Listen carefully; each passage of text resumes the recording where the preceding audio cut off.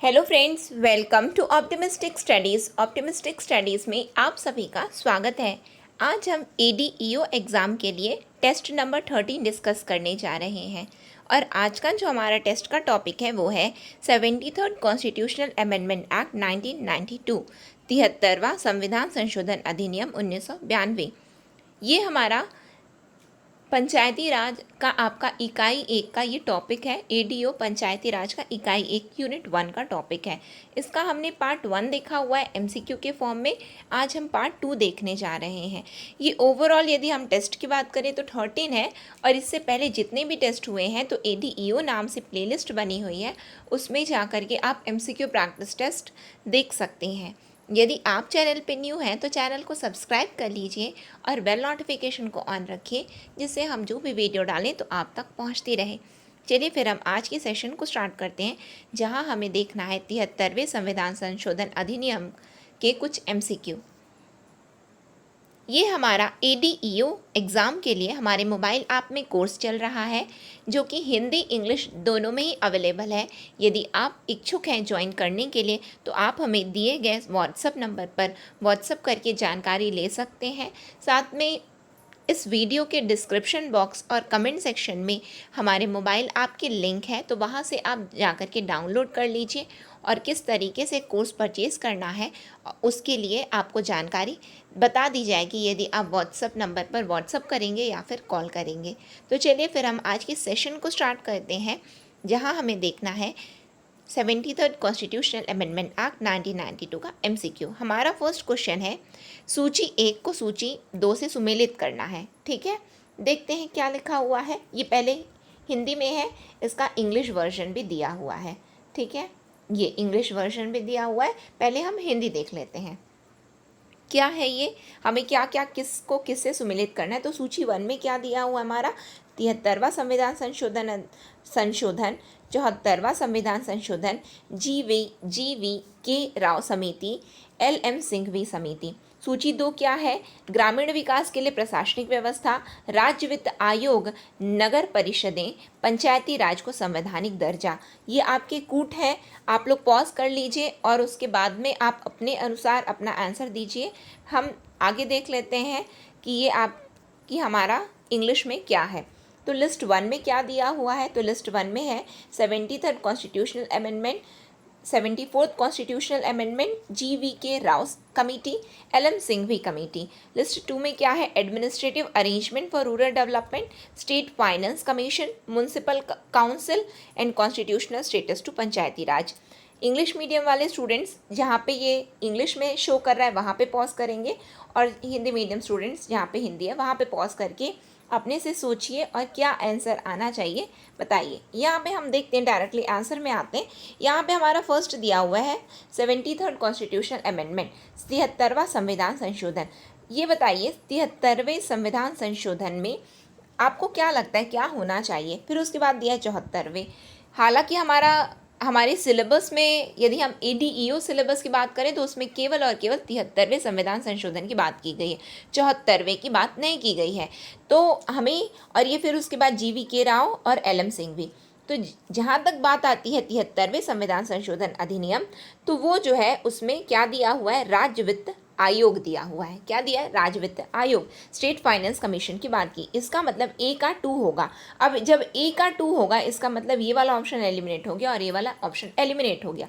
फिर उसके बाद बात आती है 74th, तो यानी कि ये देखिए ये तो दोनों ही एक है, यानी कि आपको तो 74th के लिए सोचना ही नहीं, यानी कि बिल्कुल टेंशन ही नहीं लेना है कि हमने पढ़ा है या नहीं पढ़ा है। आपके ऑप्शन ही ऐसे सेट किए गए हैं कि आपको उसके लिए फिक्र नहीं करना है। आगे देखिए GV राव समिति, GV राव समिति और LM सिंघवी। तो हमने क्या पढ़ा हुआ है कि LM सिंघवी समिति की वजह से क्या मिला है, तो इस 73वें संविधान संशोधन के लिए उन्होंने, उससे पहले ये GV राव समिति आई थी, कब आई थी, सॉरी LM सिंघवी कमेटी कब आई थी, तो LM सिंघवी कमेटी आई थी 1986 में आई थी। GV राव कमेटी कब आई थी, तो GV राव कमेटी आई थी 1985 में आई थी। अब GV राव समिति ने क्या बोला है, तो GV राव समिति ने कहा है कि ग्रामीण विकास के लिए प्रशासनिक व्यवस्था की आवश्यकता है, ग्रामीण विकास के लिए प्रशासनिक व्यवस्था होनी चाहिए। ठीक। एलएम सिंघवी ने क्या कहा कि पंचायती राज को संवैधानिक दर्जा दे दो। एलएम सिंघवी, यदि एग्जाम में आता है आपके कि किस समिति ने इसकी सिफारिश की है कि पंचायती राज को संवैधानिक दर्जा दिया जाए, तो आपका आंसर बनेगा एलएम सिंघवी समिति। एलएम सिंघवी समिति आई कब? तो 1986 में आई थी, 1986 में आई थी। जीवीके राव समिति कब आई? तो 1985 में आई थी। कब आई थी? 1985 में आई थी। इन्होंने क्या बोला था कि ग्रामीण विकास के लिए प्रशासनिक व्यवस्था होनी चाहिए। इसका मतलब ये हुआ कि हमारा जो है ऑप्शन नंबर बी जो है करेक्ट है। क्यों? क्योंकि सी का हमने 1 देख लिया और डी का हमने 4 देख लिया और ए बी का तो हमने देखा ही हुआ है। ठीक है, आगे बढ़े हम लोग। नेक्स्ट क्वेश्चन में आते हैं। जैसा कि मैंने वहाँ पे ही आपको बता दिया, ये सेम चीज़ है। ठीक, आगे देखिए क्या है। नेक्स्ट क्वेश्चन है हमारा, विच one of the following about article 243G is correct. अनुच्छेद 243(6) के बारे में निम्नलिखित में से कौन सा कथन सत्य है? पंचायतों को राज्य सरकार के एजेंट के रूप में कार्य करने के लिए कानून द्वारा सक्षम किया जाना चाहिए। पंचायतों को कानून द्वारा स्वशासन की संस्थाओं के संचालन के लिए सक्षम बनाया जाना चाहिए। आगे देखिए क्या है। पंचायतें केंद्र प्रायोजित योजनाओं के लिए कार्यान्वयन एजेंसियों के रूप में कार्य करेंगी। ग्राम पंचायतें जिला पंचायतों के प्रति जवाबदेह होंगी। इंग्लिश में भी देख लेते हैं क्या लिखा हुआ है। Which one of the following is correct about article 243G? Panchayat should be enable by law to function as a agent of a state government. Panchayat should be enable by law to function institution of self government. Then next, panchayats will act as the implementing agency for the centrally sponsored schemes. Gram panchayats will be answerable to district panchayat. बताइए 243G में दिया क्या है? ये 243G में 243(6) में क्या दिया हुआ है? 243(6) में दिया हुआ है पंचायतों की शक्तियाँ, प्राधिकार एवं उत्तरदायित्व। क्या दिया हुआ है? पंचायतों की शक्तियाँ, प्राधिकार और उत्तरदायित्व। ठीक है, और उत्तरदायित्व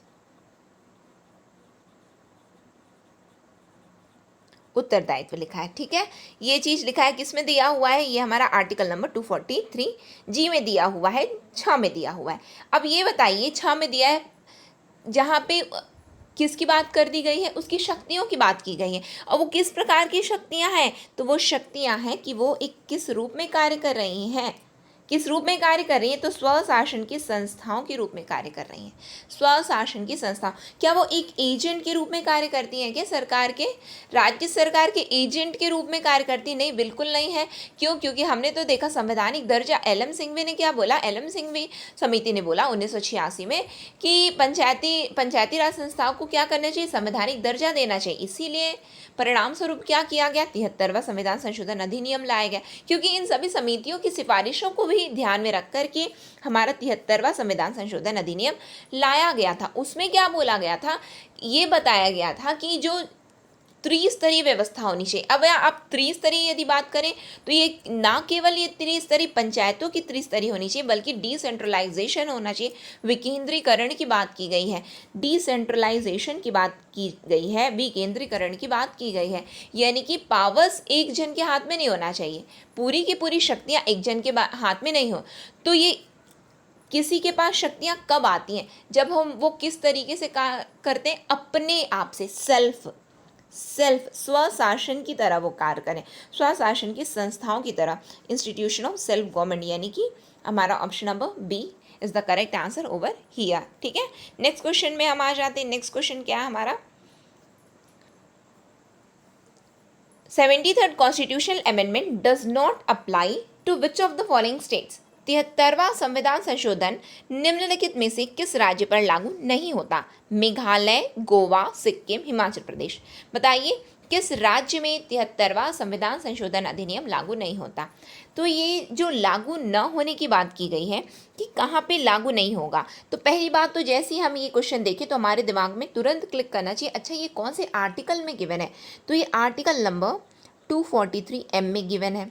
एम में गिवन है, इसका मतलब कि किस में दिया हुआ है? ड में दिया हुआ है। 243 ड में दिया हुआ है। बिल्कुल, ये तो सही हो गया। बात क्या बताई गई है उसमें? तो इस भाग का कतिपय क्षेत्रों में लागू ना होना। यानी कि किस क्षेत्र में ये लागू नहीं होगा ये बताया गया। उसमें दिया क्या है, तो उसमें ये दिया हुआ है 243M में क्या दिया हुआ है कि कहाँ कहाँ पे 73वां संविधान संशोधन कहाँ लागू नहीं होगा। तो उसमें बताया गया है नागालैंड में, नागालैंड, मेघालय और मिजोरम में लागू नहीं होगा। बिल्कुल सही। अब आप देखिए आपके ऑप्शन में क्या दिया हुआ है, मेघालय दिया है, इसका मतलब कौन सा आंसर करेक्ट है, मेघालय दिया है। और क्या क्या दिया हुआ है इसमें 243M की जब यहाँ पे बात हुई है तो देख ही लेते हैं क्या दिया हुआ है। तो नागालैंड, मेघालय, मिजोरम में लागू नहीं होगा। फिर उसके बाद क्या बताया गया और कहाँ नहीं लागू होगा, तो बताया गया कि मणिपुर में भी लागू नहीं होगा। तो क्या पूरे मणिपुर में लागू नहीं होगा क्या, तो नहीं, ऐसा नहीं बताया गया। बोला गया है कि पहाड़ी क्षेत्रों में जहां जिला परिषदें हैं, पहाड़ी क्षेत्रों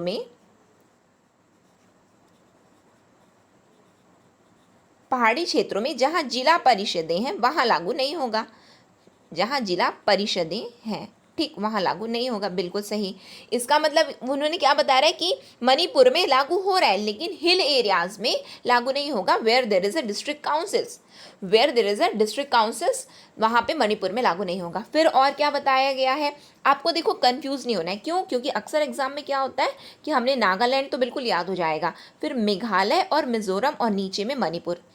तो हमें ये पूरा MM है ना, तो पहली बात तो आर्टिकल कैसे याद करोगे आप, 243M, सब में MM दिया हुआ है, देखो दिया है ना, तो बिल्कुल वैसे याद कर लेना कि कौन से आर्टिकल में, यदि आर्टिकल पूछ दिया तो वो भी आपको याद हो जाना चाहिए। जहाँ पे M देख रहे हैं हम, इसका मतलब वो 243M में दिया हुआ है, ठीक। फिर उसके बाद ना हमें अक्सर कन्फ्यूज़न हो जाता है, अरे फर्स्ट लाइन में मेघालय मिजोरम है या मणिपुर है, मेघालय मिजोरम है या मणिपुर है, हमें ये थोड़ा सा ध्यान देना है। मेघालय ऊपर में क्या दिया है, मेघालय मिजोरम, और नीचे में क्या दिया है, मणिपुर दिया हुआ है। अब पुर जहाँ पे बात आती है, पुर, ठीक है, मणिपुर दिया हुआ है, इसका मतलब पर्वत, प से पुर और प से पर्वत, यानी कि पर्वतीय पहाड़ी क्षेत्र में, मणिपुर के पहाड़ी क्षेत्र, तो यानी कि मणिपुर का पहाड़ी क्षेत्र, प यदि आप रिलेट करोगे तो ये याद रखना कि जहाँ पे हमने P देख लिया है, यानी कि पहाड़ी क्षेत्र को याद करना है। यानी कि अच्छा, मणिपुर वो है जहाँ पे पहाड़ी क्षेत्रों में लागू होता है, जहाँ पे वहाँ लागू नहीं होता जहाँ पे जिला परिषदें हैं। पहाड़ी क्षेत्र जहाँ पे जिला परिषदें, वहाँ पे लागू नहीं होता।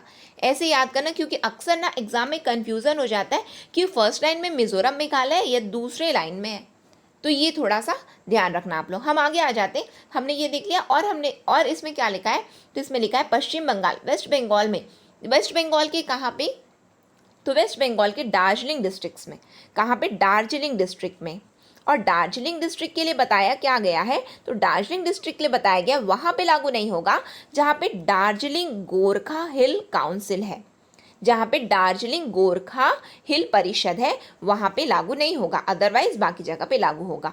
फिर और क्या बताया गया है इसमें, हम किसकी बात करें, हम पूरा 243M को देख रहे हैं, ठीक है, जिससे कोई भी क्वेश्चन आए तो आपसे छूटने ना पाए। यहाँ तो ठीक है मेघालय दिया है, एज इट इज़ नहीं, एज इट इज़ ये वाला क्वेश्चन नहीं आया तो हमारा एक भी क्वेश्चन छूटने ना पाए, हम वैसे देख रहे हैं, ठीक। और क्या दिया हुआ है, तो 243M में ड में और क्या दिया, तो ड में ये दिया है कि जो रिजर्वेशन, यानी कि आरक्षण जो होता है अनुसूचित जातियों के लिए, SC के लिए, ठीक है, अनुसूचित जातियों के लिए, इस 73वें संविधान संशोधन अधिनियम के अंतर्गत जो अनुसूचित जातियों के लिए जो आरक्षण है वह अरुणाचल प्रदेश में लागू नहीं होगा।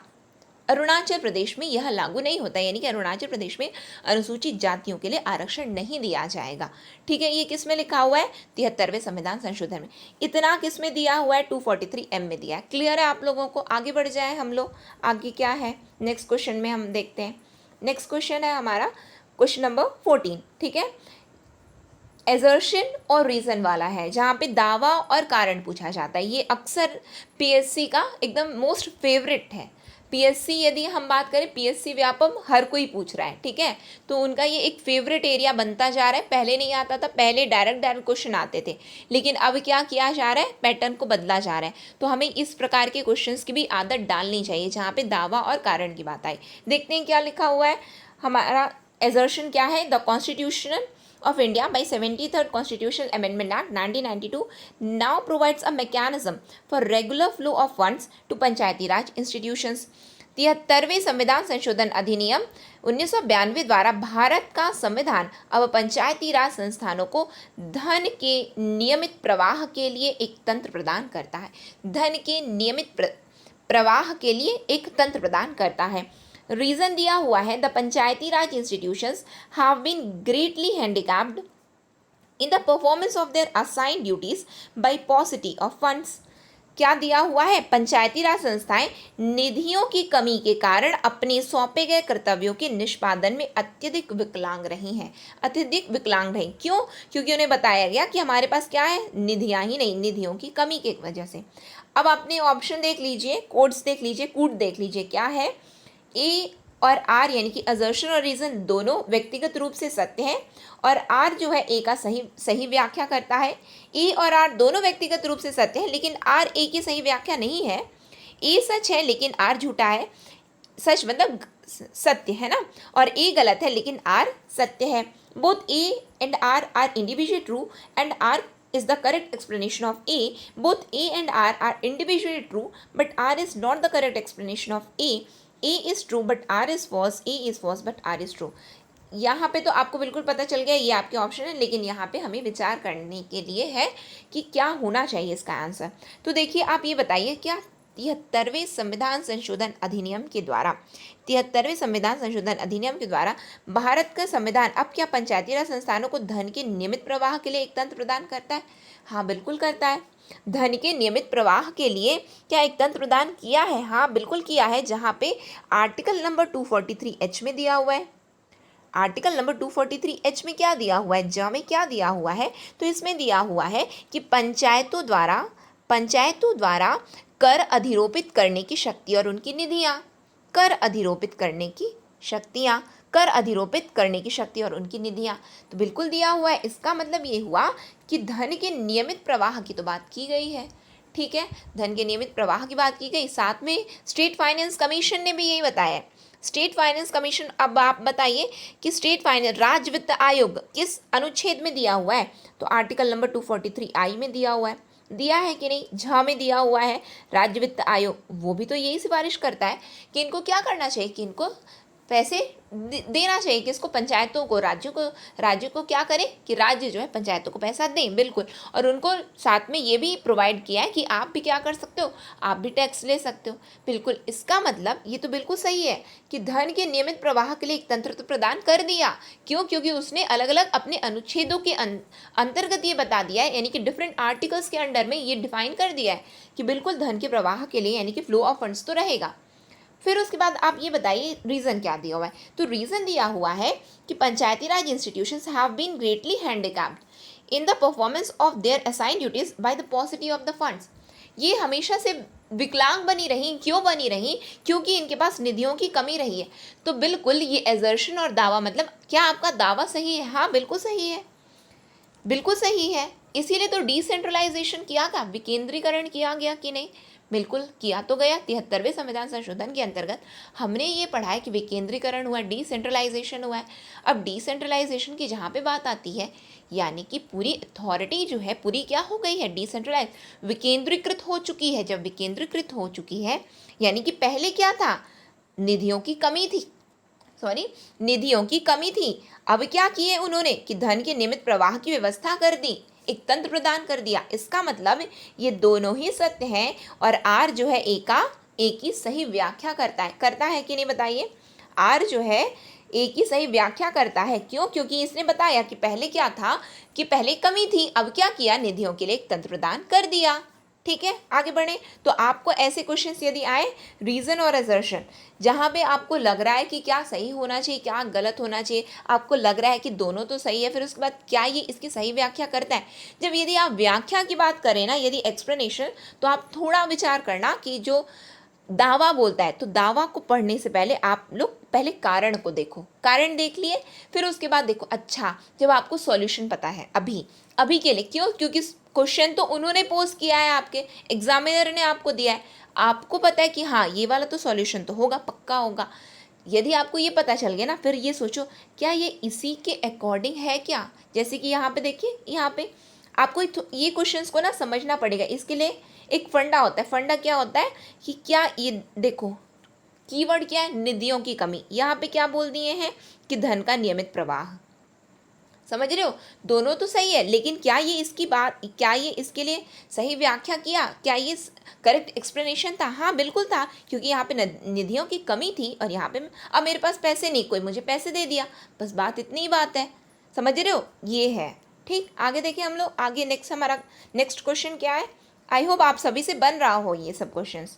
देखते हैं हमारा नेक्स्ट क्वेश्चन क्या है। निम्नलिखित में से किस एक प्रावधान के तहत प्रत्येक पंचायत में अनुसूचित जाति अनुसूचित जनजाति के लिए आरक्षण किया जाता है? Under which one of the following provision is reservation for the scheduled caste and scheduled tribes in every panchayat made?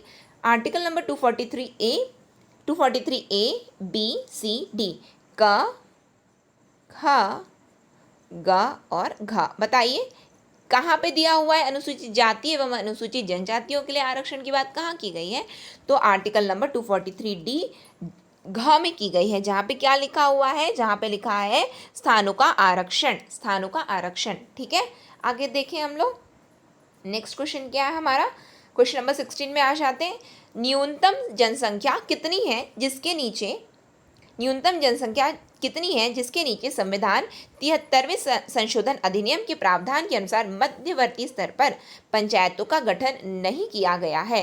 What is the minimum population नहीं किया जाता है? ठीक है, what is the minimum population below which panchayats at the intermediate level are not constituted as per the provision of the constitution 73rd amendment act? बताइए, 10 लाख, 20 लाख, 30 लाख, 40 लाख।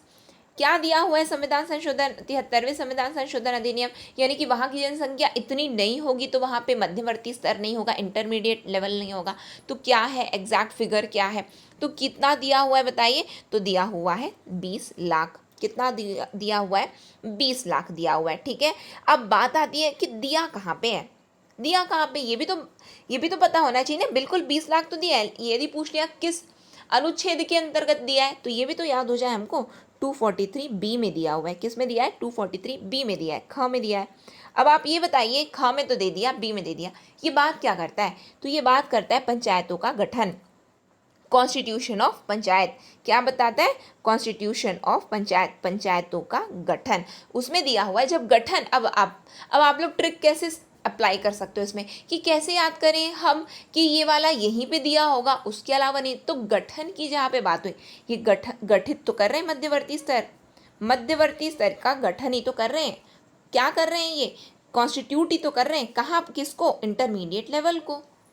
तो बस क्या वहाँ से आप रिलेट कर सकते हो, कॉन्स्टिट्यूट कर रहे हैं, गठन कर रहे हैं, इसका मतलब वो किस में दिया होगा?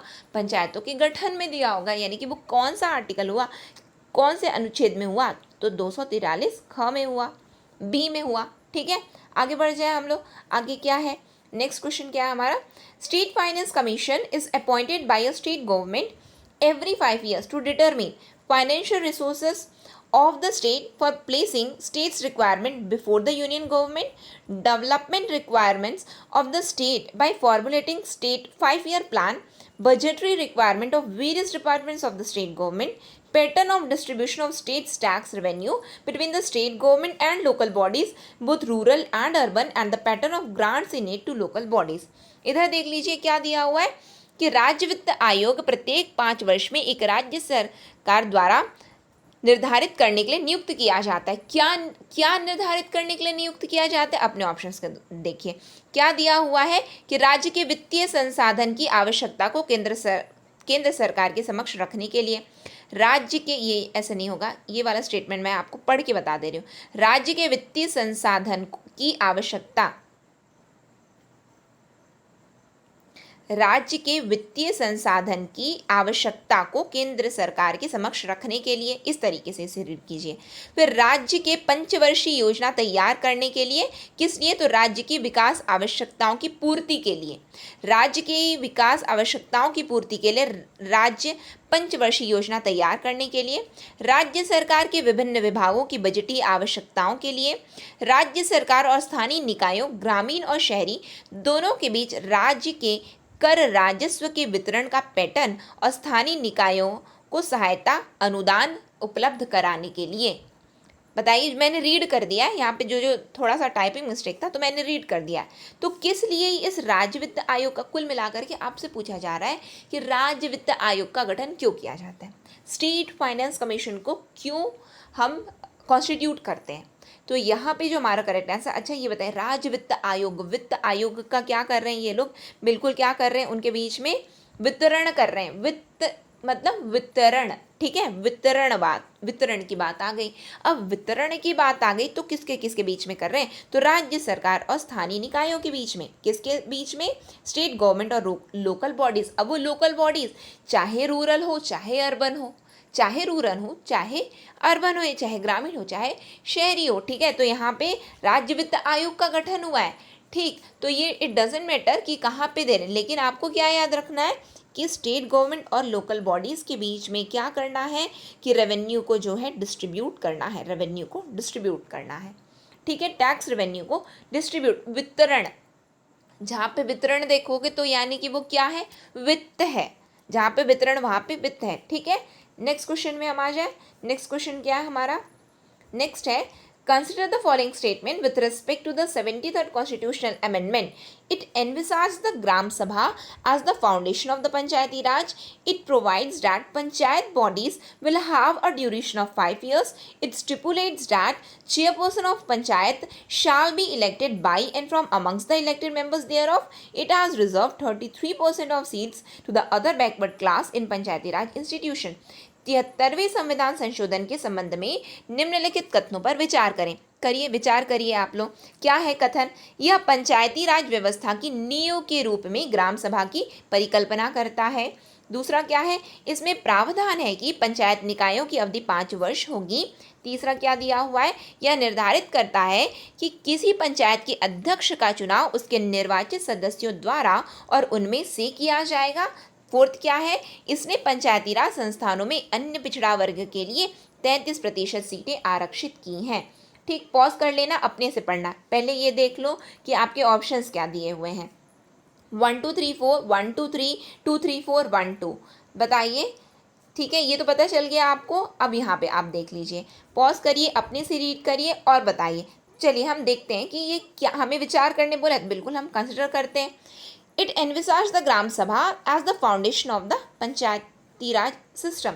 पंचायती राज सिस्टम, यह पंचायती राज व्यवस्था की नींव के रूप में ग्राम सभा की परिकल्पना करता है। बिल्कुल सही है, ग्राम सभा की तो बात की गई है। 73वें संविधान संशोधन में ग्राम सभा की बात की गई है, बिल्कुल की गई है। ठीक है, अब ग्राम सभा की बात की गई, पहली बात तो आप ये बताइए कि किस अनुच्छेद के अंतर की गई है, किस अनुच्छेद के अंतर की गई है। तो ग्राम सभा, आपको ये याद रखना है, ग्राम सभा शब्द 2 जगह पे यूज हुआ है। कहाँ कहाँ पे हुआ है, एक तो पहली बात आप ये याद रखो कि 73वें संविधान संशोधन में कितने अनुच्छेद हैं, कितने आर्टिकल्स हैं। तो आर्टिकल्स हैं 243 से लेकर के 243O। बिल्कुल आप लोगों को तो इतना याद है, ड़ तक है, ठीक है, 243 से लेकर के ड़ तक है, बिल्कुल। अब ना ग्राम सभा की यदि हम बात करें तो ये जो आपका 243 है ना, जो 243 है, इसके अंतर्गत क ख ग घ ऐसे करके दिया हुआ है। जब ऐसे करके दिया हुआ है तो उसमें क्या है, यानी कि स्मॉल लेटर 243 का small letter B, small letter B याद रखना, हाँ, स्मॉल लेटर बी, उसको आप क्या बोलो, ख बोल दो। वहाँ पे भी ग्राम सभा की बात की गई है। फिर उसके बाद जब आप आ जाते हो 243A में, ए में आ जाते हो, यानी कि आप कहाँ पे आ गए, क में आ गए, वहाँ पे भी ग्राम सभा की बात की गई। 2 जगह पे ग्राम सभा की बात की गई, याद रहेगा आप लोगों को। क में भी की, का कौन सा, 243A कैपिटल ए, और यहाँ पे 243B कौन सा, स्मॉल लेटर बी। ठीक है, अब देखिए यहाँ पे हम ग्राम सभा की यदि बात करें तो बिल्कुल ग्राम सभा की तो कल्पना की गई है नींव के रूप में, फाउंडेशन के रूप में, बिल्कुल करेक्ट है। फिर उसके बाद ये बताइए, इसमें प्रावधान है कि पंचायत निकायों की अवधि 5 वर्ष होगी। बिल्कुल, उनकी कितना है, ड्यूरेशन कितना है, ड्यूरेशन कितना है, तो 5 ईयर्स है। अब लेकिन ऐसे नहीं जाने देंगे कि पंचायतों का कि कितने किस में दिया हुआ है, आप लोग पहले ये बताएंगे किस में दिया हुआ है, 5 वर्ष की अवधि रहेगी, तो किस अनुच्छेद के अंतर्गत दिया गया है, तो आर्टिकल नंबर 243E में दिया हुआ है। किस में दिया हुआ है, ई में दिया हुआ है, अंगा में दिया हुआ है।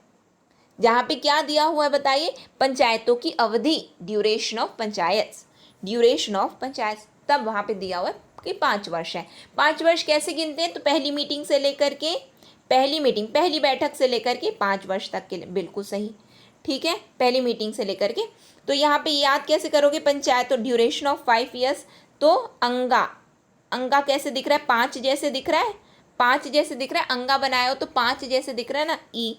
ठीक है, ई जो है, अब ई आप बोलोगे तो ई तो नहीं दिख रहा है, लेकिन अंगा तो दिख रहा है आपका 5 जैसे, तो वहाँ पे क्या लगना, अच्छा अवधि की बात की गई ना, यानी कि 5 किसमें, 243 अंगा में दिया हुआ है। अवधि की बात यदि बात करेंगे तो अंगा अच्छा 5 जैसे दिख रहा है वो हमें। ठीक है, याद रहेगा। हम आपको आगे देखते हैं, यानी कि ऑप्शन नंबर 1 भी सही है, ऑप्शन नंबर 2 भी सही है। अब ये बताइए इसमें क्या दिया है, यह निर्धारित करता है कि किसी पंचायत के अध्यक्ष का चुनाव, किसी पंचायत के अध्यक्ष का चुनाव उसके निर्वाचित सदस्यों द्वारा और उनमें से किया जाएगा। क्या ये आपका ऑप्शन सही है, तो नहीं, बिल्कुल ये तो गलत है। अब बात उठती है कैसे गलत हो गया, ये तो हमने देखा है कि बिल्कुल इनडायरेक्ट इलेक्शन होता है, उनमें से और उनके द्वारा होगा, बिल्कुल ये तो दिया है। लेकिन आप ये बताइए क्या सभी पंचायतों, पंचायत कितनी है, पंचायतों की तो व्यवस्था तो बताई गई है ना, क्या बताई गई है, एक तो ग्राम पंचायत रहेंगी, एक तो ग्राम पंचायत रहेंगी, फिर एक तो मध्यवर्ती रहेंगी, और कौन सी रहेगी, एक जिला पंचायत रहेगी। तो क्या बताया गया है कि ग्राम पंचायतों के अध्यक्षों के बारे में क्या बताया गया है, तो ग्राम पंचायतों के अध्यक्षों के का जब चयन करना है तो वहाँ पे बताया गया है कि वो तो स्टेट लेजिस्लेचर डिसाइड करेगी। जिस भी जो ग्राम पंचायतों के अध्यक्षों का चयन करना है, उनका जो चुनाव है वो राज्य विधान मंडल तय करती है, बिल्कुल। फिर उसके बाद मध्यवर्ती और जिला पंचायत। मध्यवर्ती पंचायत जिस राज्य में है जहाँ पे 20 लाख से अधिक की जनसंख्या, तो वहाँ मध्यवर्ती रहेगी, जहाँ पे कम है तो वहाँ पे, ठीक है, वो तो ठीक है, वो एक अलग बात है, वो अलग मैटर है। लेकिन मध्यवर्ती और जिला पंचायत के लिए क्या बताया गया कि इनके अध्यक्षों का चयन कैसे होगा, तो इनके अध्यक्षों का चयन होता है निर्वाचित सदस्यों द्वारा और उनमें से, निर्वाचित सदस्यों यानी कि elected members, by elected members and from among them, यानी कि उनके द्वारा और उनमें से। ये किसके लिए लागू होता है, तो मध्यवर्ती और जिला पंचायत। लेकिन ग्राम पंचायत के लिए क्या बोला गया है कि राज्य विधान मंडल तय करते हैं, और यहाँ पे तो पूरे पंचायत को एक साथ जोड़ दिए, जबकि ऐसा तो नहीं है। यहाँ पे मेंशन करना था ना कि ग्राम पंचायत के लिए अलग है और मध्यवर्ती एवं जिला के लिए अलग है, लेकिन यहाँ तो पंचायतों की बात की गई, यानी कि ये ऑप्शन क्या हुआ, ये गलत हो गया। ठीक है, आगे देखिए क्या है कि इसने पंचायती राज संस्थानों में अन्य पिछड़ा वर्ग के लिए 33% सीटें आरक्षित की, 33% seats are reserve for OBCs. Are they, क्या सही में 33% सीटें इनके लिए आरक्षित हैं, तो नहीं, बिल्कुल भी आरक्षित नहीं है, बिल्कुल भी आरक्षित नहीं है। अब उसके लिए क्या बोला गया है कि वो डिसाइड कौन कर रहा है कि कितनी आरक्षित होंगी और कितनी नहीं होंगी, तो ये तो डिसाइड किया जाएगा, स्टेट लेजिस्लेचर डिसाइड कर रहे हैं। कौन डिसाइड करता है, तो स्टेट लेजिस्लेचर डिसाइड करते हैं, जहाँ पे 243 घ में दिया हुआ है, कहाँ पे दिया हुआ है, घ में दिया हुआ है, डी में दिया हुआ है, जहाँ पे रिजर्वेशन ऑफ सीट्स हैं, जहाँ पे स्थानों का आरक्षण है, वहाँ पे क्या बताया गया है कि कौन डिसाइड करेगा, राज्य विधानमंडल डिसाइड करेंगे कि उनको, यानी कि उसमें क्या लिया है कि राज्य विधानमंडल को अन्य पिछड़ा वर्ग के लिए सीटों का आरक्षण करने के लिए इस अधिनियम के अंतर्गत कोई भी प्रावधान नहीं रोकेगा, यानी कि राज्य विधानमंडल पूरा फ्री है, वो डिसाइड कर सकते हैं कि अपने राज्य में वो ओबीसी कैटेगरी के लिए कितना रिजर्वेशन देना चाहते हैं। ठीक है, आई होप आप लोगों को क्लियर हुआ होगा। इसका मतलब ये भी गलत, ये भी गलत, सही क्या क्या है, 1 और 2। देखते हैं 1 और 2 कौन से में दिया हुआ है, option number D. I hope आप लोगों को क्लियर हुआ होगा कि यहाँ पे किस तरीके से ऑप्शन नंबर डी हमारा सही है। ठीक, नेक्स्ट क्वेश्चन में आ जाइए। नेक्स्ट क्या है हमारा, नेक्स्ट है कंसिडर द फॉलोइंग स्टेटमेंट, निम्नलिखित कथनों पर विचार करें। जिला स्तर पर एक पंचायत के अध्यक्ष का चुनाव इस तरह से किया जाता है जैसा कि राज्य का विधानमंडल प्रदान करता है। राज्य का विधानमंडल ऐसे निर्वाचन क्षेत्रों का प्रतिनिधित्व करने वाले राज्य की विधानसभा के सदस्यों के प्रतिनिधित्व की व्यवस्था कर सकता है, जिनमें ग्राम स्तर से भिन्न स्तर पर एक पंचायत क्षेत्र पूर्ण या आंशिक रूप से समाविष्ट हो। ऐसी पंचायतों में the chairperson of panchayats at district level is elected in such a manner as the legislature of a state may provide for representation of members of the legislative assembly of the state representing constituencies which comprise wholly or partly a panchayat area at the level other than the village level in such panchayat फिर उसके बाद third क्या दिया है कि लोकसभा ऐसे निर्वाचन क्षेत्रों के प्रतिनिधित्व करने वाले अपने सदस्यों के प्रतिनिधित्व की व्यवस्था कर सकती है जो ऐसे पंचायत में ग्राम स्तर के अलावा किसी अन्य स्तर पर पूर्ण या आंशिक रूप से एक पंचायत क्षेत्र में शामिल करते हैं। The Lok Sabha may provide for the representation of its members representing constituencies which comprise wholly or partly panchayat area at a level other than the village level in such panchayat. Option भी देख लीजिए क्या दिया हुआ है, 1 2 2 only, 3 only, 2 3।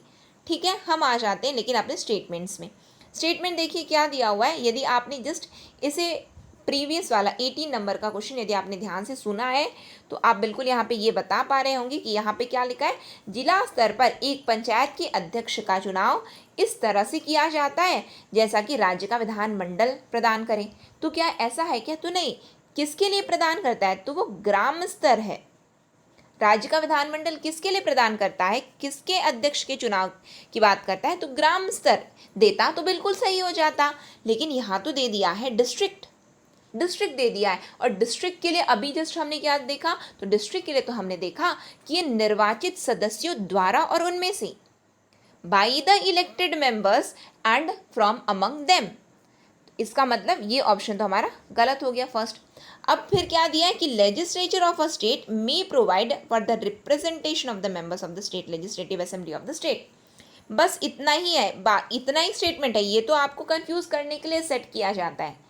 इतना जो लंबा चौड़ा स्टेटमेंट बनाया जाता है, अब बार बार वहाँ पे पढ़ें तो समझ में ना आए, अरे क्या दिया है समझ में नहीं आ रहा है। जबकि ये तो क्रक्स कितना है कि legislature of the state may provide for the representation of the members of the legislative assembly of the state. राज्य का विधानमंडल क्या तय करता है? तो राज्य का विधानमंडल तय करता है कि विधानसभा के सदस्यों के प्रतिनिधित्व की व्यवस्था।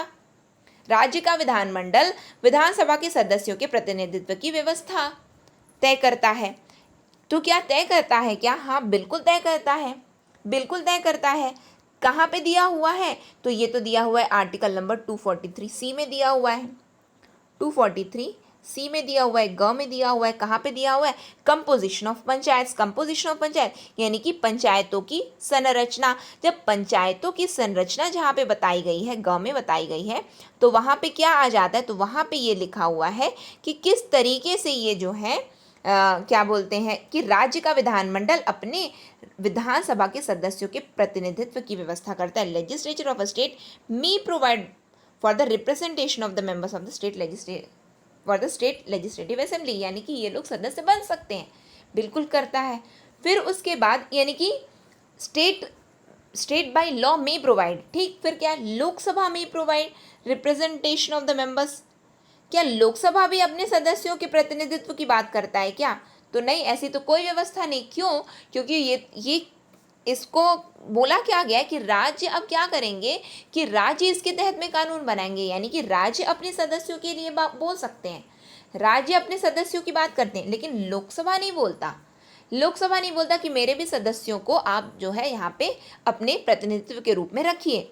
यानी कि यहाँ पे हमारा करेक्ट आंसर क्या हुआ? यानी कि ऑप्शन नंबर 2 तो सही है, ऑप्शन नंबर 1 गलत है। लोकसभा भी नहीं बोलता, ऐसा कोई प्रावधान नहीं है जहाँ पे लोकसभा अपने प्रतिनिधित्व की सदस्यता की बात करता हो। यानी कि ये भी ऑप्शन हमारा गलत हुआ, यानी कि 2 ओनली। कहाँ पे दिया हुआ है देख लीजिए, ऑप्शन नंबर बी में दिया है, केवल 2 सही है। ठीक है, आगे देखें हम लोग, आगे क्या है हमारा नेक्स्ट क्वेश्चन क्या है? Under which of the following articles of the Constitution of India, the state legislature delegate powers and function to panchayat. Bharat के संविधान के निम्नलिखित में से किस अनुच्छेद के तहत राज्य विधानमंडल पंचायतों को शक्तियां और कार्य सौंपते हैं? Article number 243 and 243A, 243A and 243B, GH, DF। यहाँ पे 243 क दिया हुआ है, फिर उसके बाद दिया हुआ है क और ख दिया हुआ है।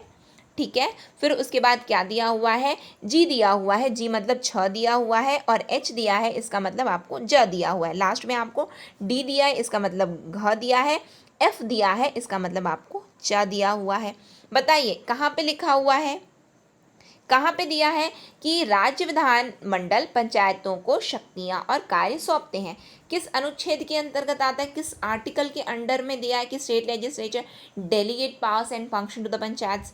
तो यहाँ पे जो हमारा, यदि आपने ध्यान से ये सेशन को अटेंड किया है ना, तो आप आसानी से बता पा रहे होंगे, आसानी से क्योंकि मैंने आपको ये सेशन में ही आपको बता दिया हुआ है। कहाँ पे मैंने आपको बताया है, मैंने आपको बताया कि पंचायतों द्वारा कर अधिरोपित करने की शक्ति और उनकी निधियाँ, मैंने बताया ना आपको, किस में दिया हुआ है, 243H में दिया हुआ है। ज में क्या दिया हुआ है, कर अधिरोपित करने की शक्ति और उनकी निधियाँ पंचायतों द्वारा उनकी शक्तियाँ, यानी कि पावर्स की बात तो की गई, बिल्कुल पावर्स की बात की गई। एच में यानी कि एच तो यहाँ पे है। अब जी में आ जाइए, जी में क्या दिया हुआ है, तो जी में दिया है पंचायतों की शक्तियाँ, प्राधिकार, उत्तरदायित्व। पंचायतों की शक्तियाँ पावर, यानी कि वहाँ पे भी अगेन पावर्स की तो बात की गई है, अगेन पावर्स की तो बात की गई, यानी कि आपसे वही तो पूछ रहे हैं, पावर्स ही तो पूछ रहे हैं। अब फंक्शन यानी कि वो जो कार्य कर रहे हैं उसके बारे में, यानी कि कार्य वो तो आप अपनी ये इसको क्या किया गया, एक्सटेंड किया गया है, ये स्टेटमेंट को क्या किया है, बढ़ाया गया। लेकिन हमें ध्यान क्या देना है, दिया का पावर्स कहाँ कहाँ दिया है, शक्तियाँ कहाँ कहाँ दिया है, तो आर्टिकल नंबर 243G में दिया है और H में दिया है। आप यदि पढ़ेंगे तो जानेंगे शक्तियों की बात कहाँ की गई है। तो शक्तियों की बात तो की गई है छ में और जा में, छ में और जा में की गई है। ठीक है, तो यहाँ पे हमारा ऑप्शन नंबर सी सही रहा। तो ये सेशन को फिर हम यहीं पे एंड करते हैं। ठीक है, ये सेशन आपको कैसा लगा, साथ में आपके नंबर्स कितने आ रहे हैं, आपसे कितने क्वेश्चंस बन रहे हैं, क्योंकि ये मैंने कोशिश की है कि जो व्यापम और पीएससी का जो लेवल आता है एग्ज़ाम में उस लेवल को मैच करने की।